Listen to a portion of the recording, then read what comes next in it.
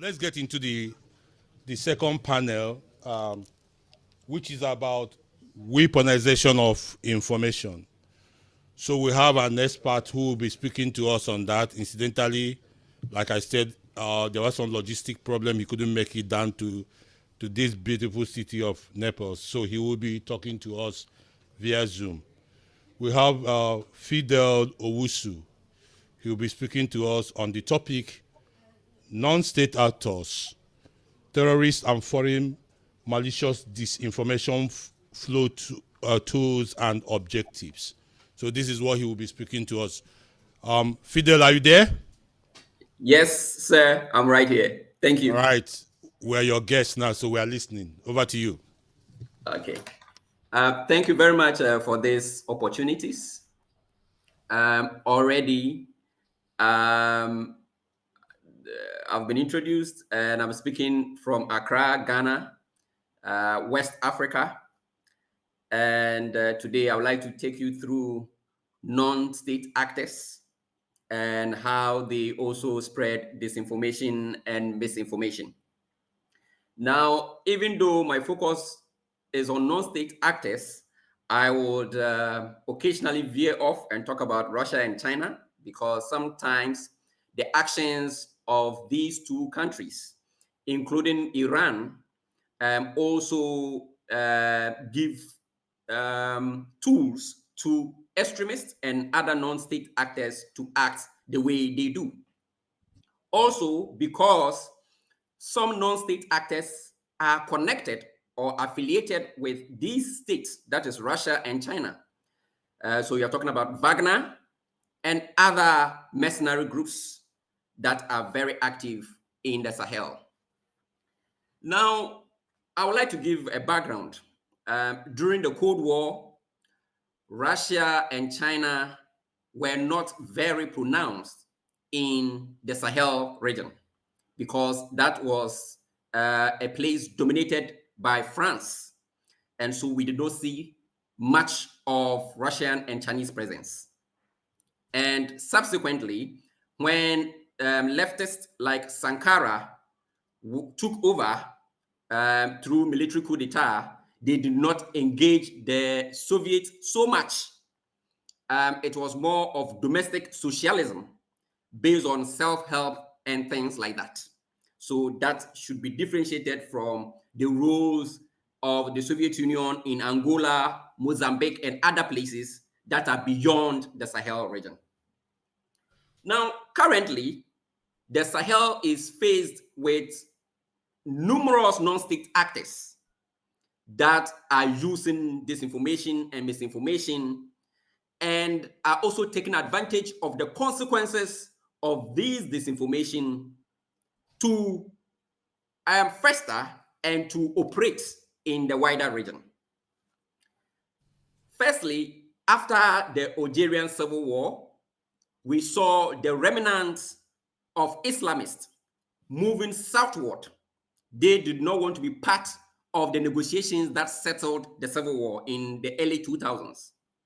So the leaders or the group moved southward in Algeria. That means northern Mali.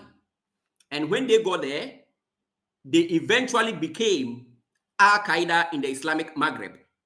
So they swore allegiance to bin Laden and his group. And therefore, it became the Al-Qaeda franchise in West Africa. That was the first time we saw an organized terror organization in the region.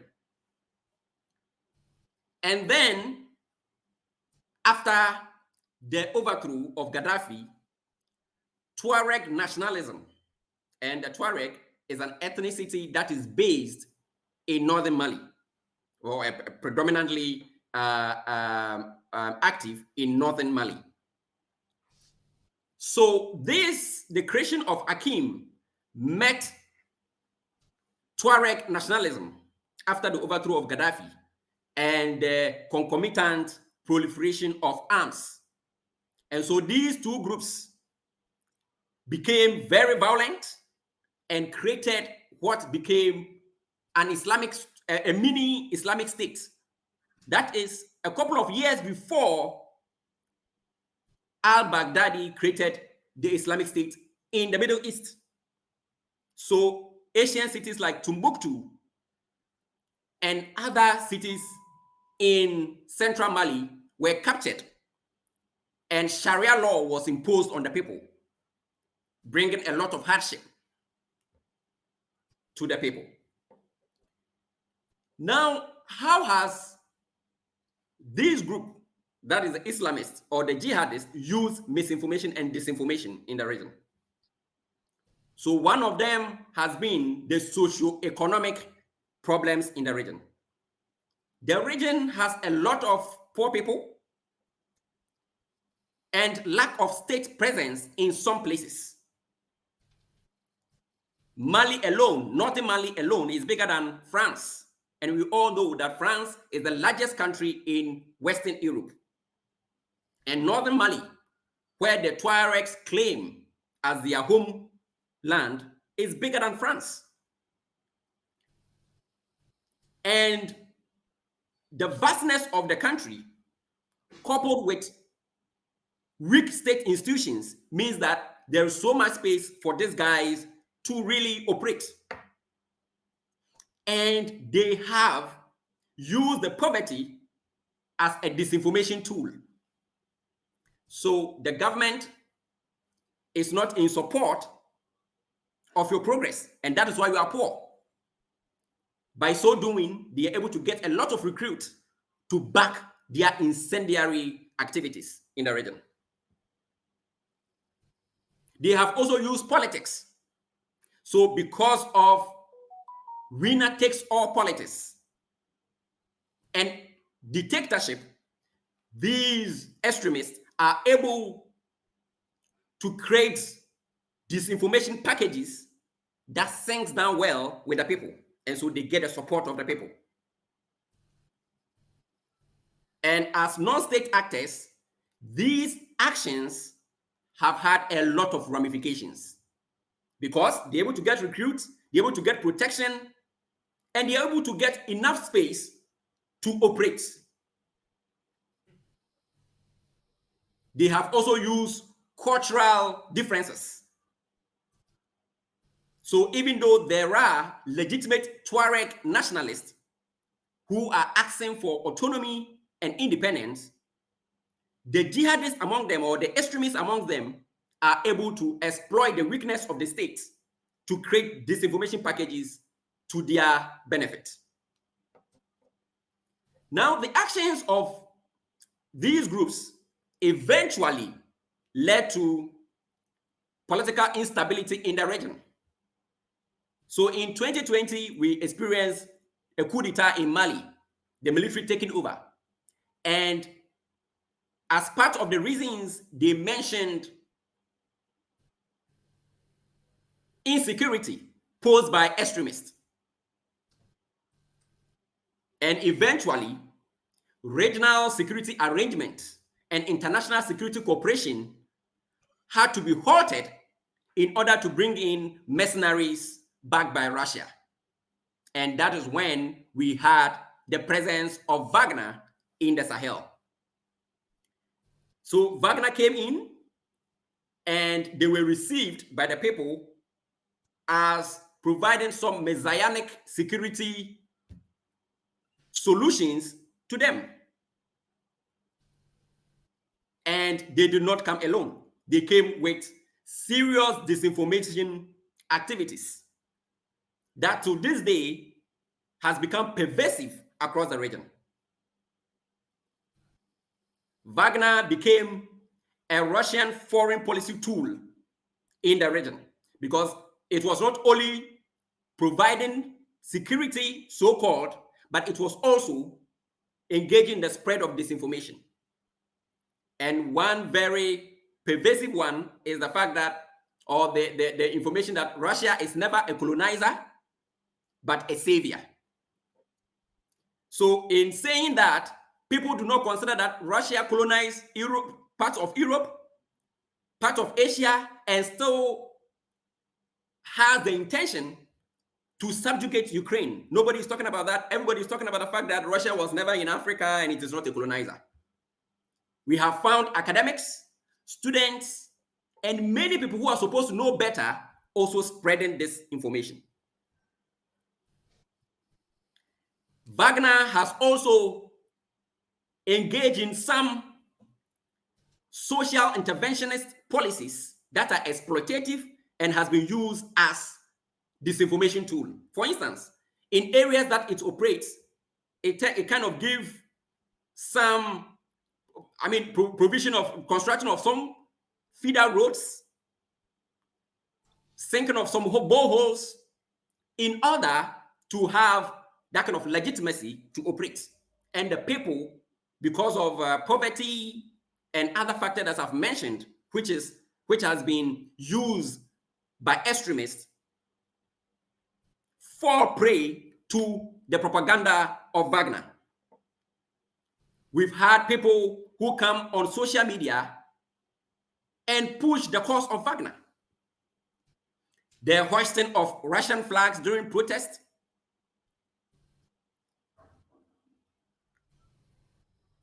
fake news on how Russia is benevolent is so widespread in the region. And that was fundamentally supported by Wagner and is still doing so. Now, under Prigozhin, Wagner, even though was pushing the Russian agenda, because of its issues with the Russian Defense Ministry, was more not that pronounced as we have it today. Because after the death of Prigozhin, the Russian Defense Ministry now has control, absolute control over the operations of Wagner and other groups like the Bear groups based in Burkina Faso. There's another group known as the Bear Group, mercenary group, known as the Bear Group in Burkina Faso. And all these guys are currently under the direct control of the Kremlin. And so consequently, it means that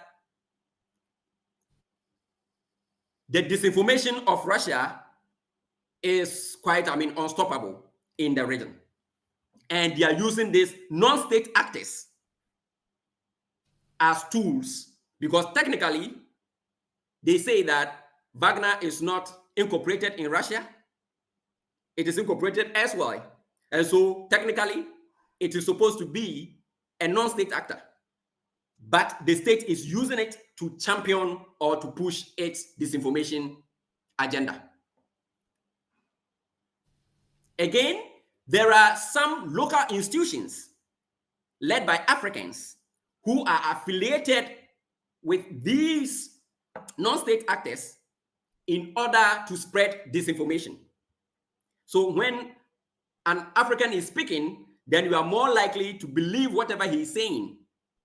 But in actual fact, he is just it's just gray eminence. That is, the real backing is coming from Russia.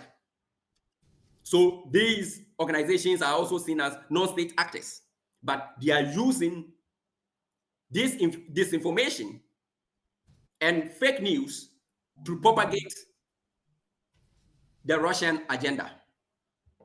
So I will zero in on the agents. Who are the agents of this? I've mentioned some, but I'll still have to go through it. The agency and the agents. So some of these have been academics, as I've mentioned. Mostly, people don't pay attention to the academics. Last year, I was in Togo for the Lomé Peace and Security Forum, and I met a lot of Burkinabe academics who were spreading Russian disinformation. And these are not state actors. They are academics. They teach in the universities. And some of the things they say, if they are preaching same in their lecture halls, then we have a problem at hand. Because then Russia does no bad, according to them. Russia is a messiah. And even they believe that Russia is a leftist society. And we all know that the economy of Russia is more of an oligarchic economy dominated by a few super rich people who took advantage of the system after the collapse of the Soviet Union. But none of this is mentioned.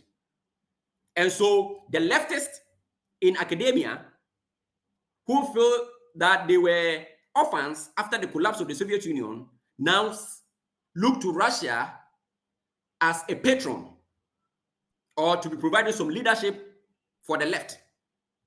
Something that is totally false. Again, we have security elites who are in support of the Russian agenda. So we have people who have generals who have retired from the military, and because of Soviet nostalgia, you see them on social media like LinkedIn, Facebook, Twitter, propagating Russian propaganda. And these are all non-state actors, because then they are not working for the state. These are retired generals who are sometimes leading institute and other civil society organizations. They are doing this. I have met several of them on podcasts and other mediums where I have openly challenged some of their stance. Then we have the medium. So the medium has been social media. So we talk of Facebook, Twitter, LinkedIn, TikTok especially, and the use of artificial intelligence to propagate this. Now, some of the things they have targeted are regional organizations. Currently in West Africa, we are told that ECOWAS, the Economic Community of West African States, was a creation of Western powers. That is totally false, but that is something that people keep talking about. Because when ECOWAS was created in 1975, it was originally African. So we had General Yakubu Gowon of Nigeria and General Echampon of Ghana and Nyaksingbe Ayedema of Togo leading the creation of ECOWAS. But currently, because of the breakaway of the Sahel states, we've had some of these non-state actors preaching that ECOWAS is the creation of the West, something that is totally false. And this is eating into the minds of academics and young people like myself. I was born in the 80s. I'm quite young. And in fact, many of my peers believe some of these things. A lot has been said by my previous speakers, so I wouldn't go to some of these. But I'll go, what is the way forward? I would like to mention the way forward for this. What are the solutions? The problems have been known. There is a need for conscious countermeasures. The countermeasures should be conscious, not cautious, conscious. Because what I think is that many believe that people will eventually find the truth and believe the truth, but it doesn't work like that. Because, I mean, it depends on the kind of people you are dealing with. If facts can be independently checked, then there is some hope. But in some circumstances, and especially in a circumstance where we have the youngest demographics in the whole world, the median age in Africa is 19.5 years. That's the median age in Africa. That's the youngest in the world. And with that age bracket, it means many of the people are still developing academically. And so whatever they consume is likely to have lasting effects on them. And that is something that needs to be checked. So there's supposed to be conscious countermeasures, so education and others. Then there's supposed to be a containment approach. Containment. And containment means that the coastal states in West Africa must put down measures or implement measures that stops the spread of these disinformation and propaganda from the Sahel into their territories. Because even as we try to solve the problem in the Sahel, it is spreading to the coastal regions, the littoral states. So that is one way to also look at the containment. And then something that many people may not agree with, it's democracy. In fact, many people say democracy is not an African philosophy or does not belong to Africans, but I disagree. African countries are made up of various ethnicities. And even in Somalia, where we have a single ethnicity, they are still divided along clans. So in Africa, it is difficult to use an autocrat to effect any or to have any long-term development. You need democracy where all the ethnicities come together to share ideas and to share in state building. And that is how come democracy is one way. It is only in a democratic society that you can independently check facts and find out the truth. But where you have an autocrat who would want you to believe what he wants you to believe, it will be difficult to do so. So democracy is one way that can also help. Now, as an individual, what have I done over the years to help salvage the situation? Currently, I have 32,000 LinkedIn followers. And what I do every day is to counter disinformation. Put out the facts there and make sure that the facts are followed. I'm not paid for doing that, but I think that the truth should be the truth. In the past 2 years, as of 2022, I had only 2,000 followers. And currently, I have 32,000. So it means I've had 30,000 more, which means, I'm getting the audience. And I try my best to make sure that I put out the right information that can be fact-checked and that is independently done. But in so doing, we need partnership in doing so. Robust partnership. Because then, disinformation is negative to international stability and continental and regional stability. So there is a need for robust partnership. One of that is the fact that I had to apply for visa and I was refused. And the reason was that I might not come back to Ghana if I come to Italy.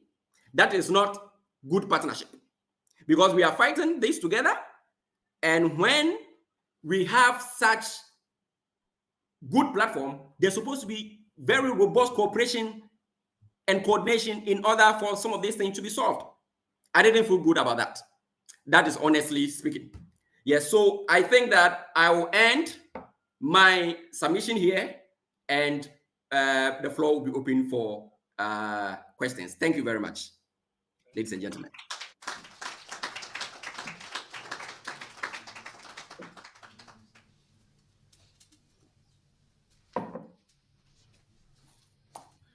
Thank you so much, FIDEL.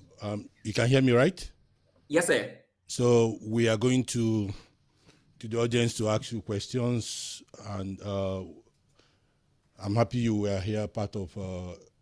You had part of the presentations that the earlier speakers made. So the audience will be asking you questions based on your presentation, and I know as well there will be a lot of cross-cutting issues based on the discussion. But let's see how the feedback goes. Okay, so.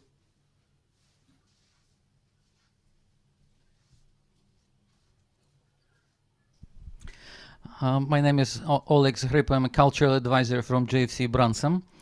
Thank you, FIDEL, for your very enlightening presentation. I think you touched on a very important topic, how Russia positions itself in the Sahel region and its narrative that Russia is a kind of liberating power, missionary, messianic state that helps brothers in Africa, while in reality we can see that what Russia does in Ukraine is a neo-imperialist project, right? In fact, UK Foreign Secretary said that recently that what Russia does in Ukraine is fascism and imperialism, right? So it seems that the audiences in the Sahel region don't understand that Soviet Union was a completely different country with communist ideology, while Russia is more fascist than communist.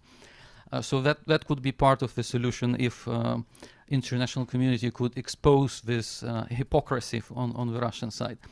But my question is, how would you actually describe Russian foreign policy objectives in the Sahel region, in Mali specifically, right?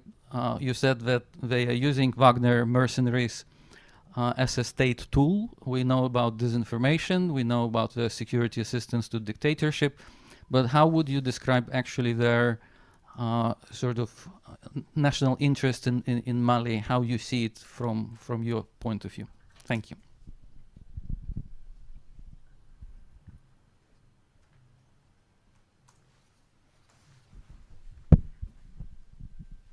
Can go ahead.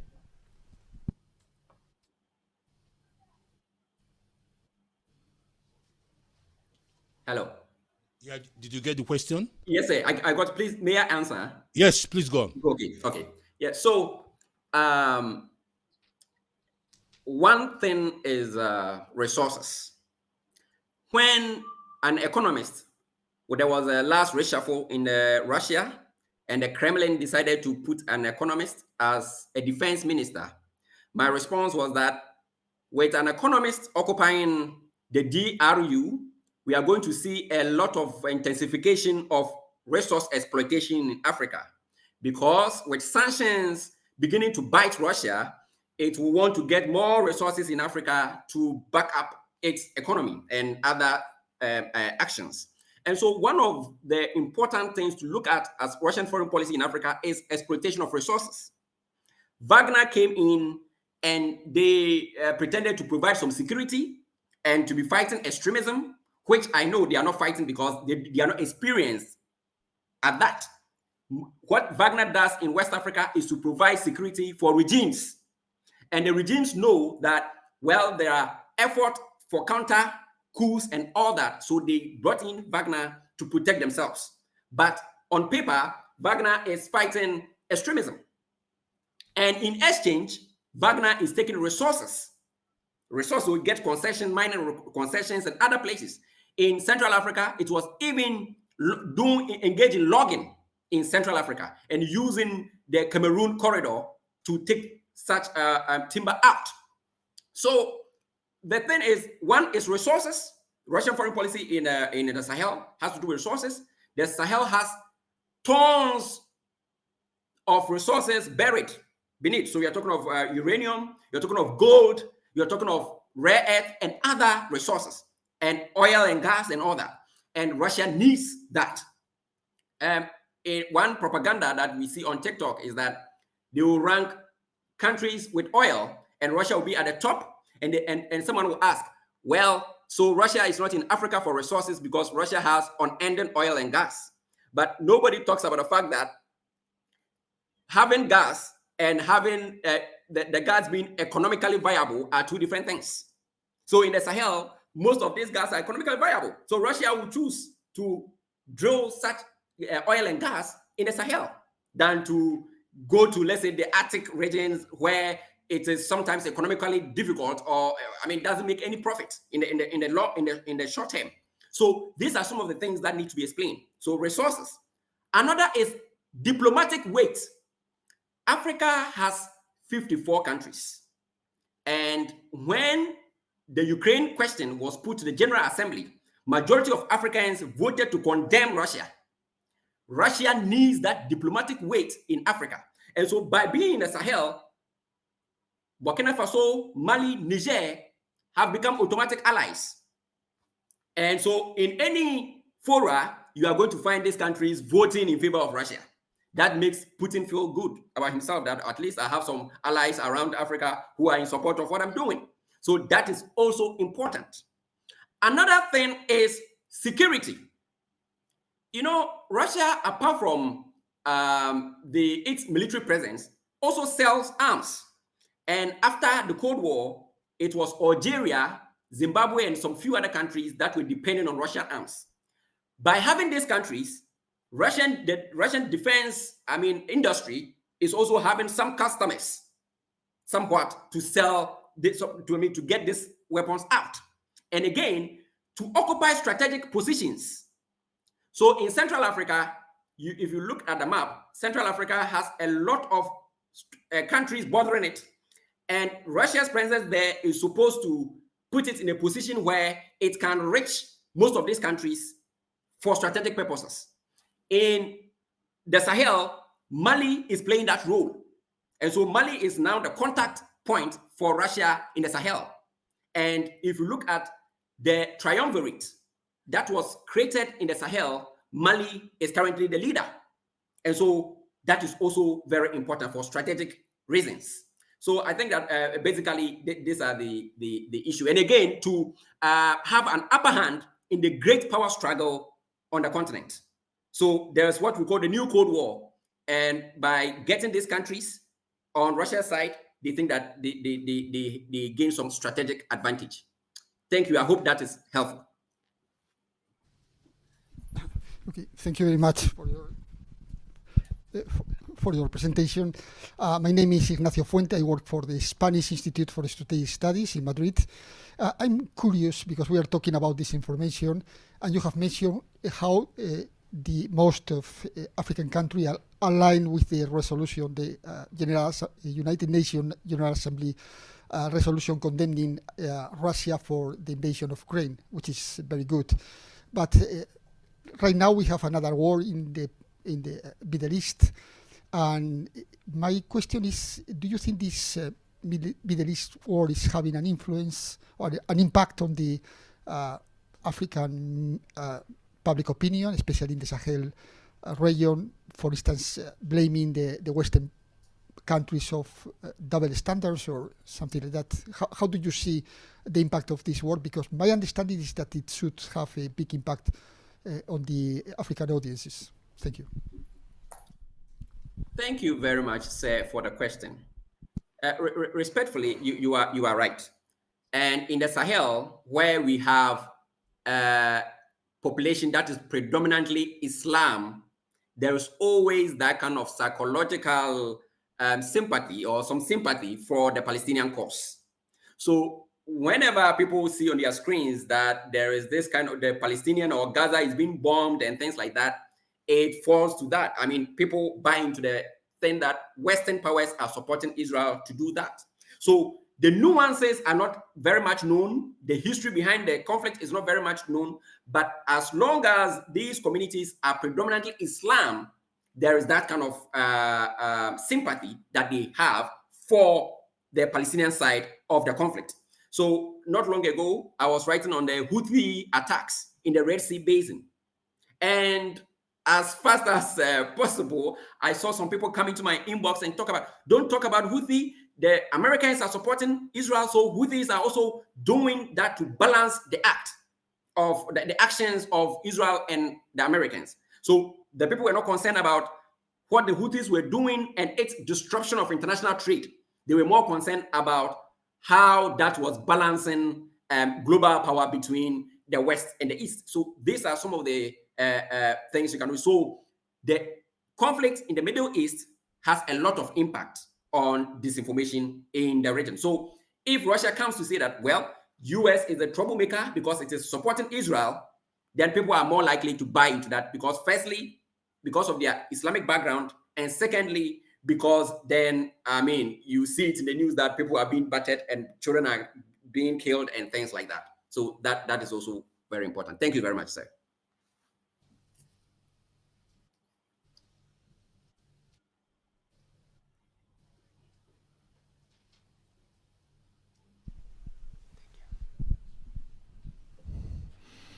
Thank you. Good afternoon, Fidel. This is Enrico speaking.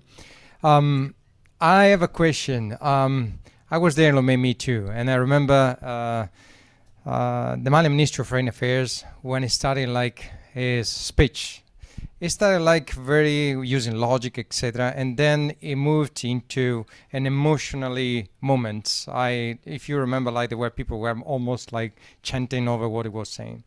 So my question is like, you are using like words and definitions like democracy, autocracy, plutocracy, all these kind of things. And this is good like in an academia circle. But what do you think it could be the right way in order to impact on emotions or like to deal with emotions? Because the majority of people like they are looking for okay, what do I really like apart from the reasoning behind? And some they are not even able to follow, like all this kind of democracy and all this terminology, which could be like very politically science oriented. So what do you guys put in place in order to counter misunderstanding and misinformation, disinformation based on emotional impact? Thank you. Thank you, Enrico, my good friend. Uh, the thing is that on LinkedIn, I try to simplify my analysis. I do it in bullet points, 1, 2, 3. It doesn't go beyond 12 points, that maximum 14. And I try to use simple words so that I don't confuse people. I had a background in political science with history and international affairs. So I wouldn't assume that people will understand words like plutocracy and oligarchy and things like that. I tell them that after the collapse of the Soviet Union, the factories were bought by some gangs and some unscrupulous people who took advantage and became billionaires, and they are dominating the Russian system. So Russia is not a socialist state like you think. And that is very simple to put it. So I wouldn't go to say Russia is an oligarchy, and so you should think about egalitarian. No, I won't use words like that. So I try to simplify that on my part. But on a larger scale, because there's a limit to what I can do as a person, we are dealing with millions of people and not 32,000 people on LinkedIn. So then we need very comprehensive strategy that breaks down some of these things. The emotions are going to be there because we are dealing with young populations, some of whom never experienced dictatorship. Many of the people who are chanting and hoisting Russian flags did not experience dictatorship in the 70s and the 80s. Most of these young guys grew up when the Soviet Union had collapsed and many African countries had adopted constitutions. So they hear the stories from their parents. And so there's this kind of nostalgia. Yes, we want the men in uniform. These are the men. And in my local parlance, they call them men, son of men. The soldiers are called son of men, and they say it with so much excitement. And so then the coming in of the soldiers is something that they are excited about. But there's another thing. The youth in Africa are very opinionated these days. They want to express themselves. They want to be heard. They want to be part of the state building. So how do you reconcile autocratic leadership or dictatorship with youth who are vociferous and want to be part of state building? The answer is that when the military guys came in, they were hailed by this youth. But eventually, these youth are getting to know the difference between dictatorship and democracy, because the military would want to stay on. In Mali, the junta keeps canceling dates for elections, and the youth are becoming restless because they realize that no, these guys do not want to leave. In Guinea, we found a dictator killing his citizens. In Burkina Faso, we've seen a lot of counter coups, which means that even within the military, not everybody is satisfied with what is happening. So then it means that the only way that you can explain this democracy thing to the youth is the fact that they will be part of the destiny of their individual states and not necessarily be led by a leader who doesn't want to leave the scene. And when this communication goes down, I think that would make an impact, because everybody would want to be heard. Everybody would want to be part of the state building, and everybody would want to have the right to choose and to be chosen, which is elections. Thank you, sir.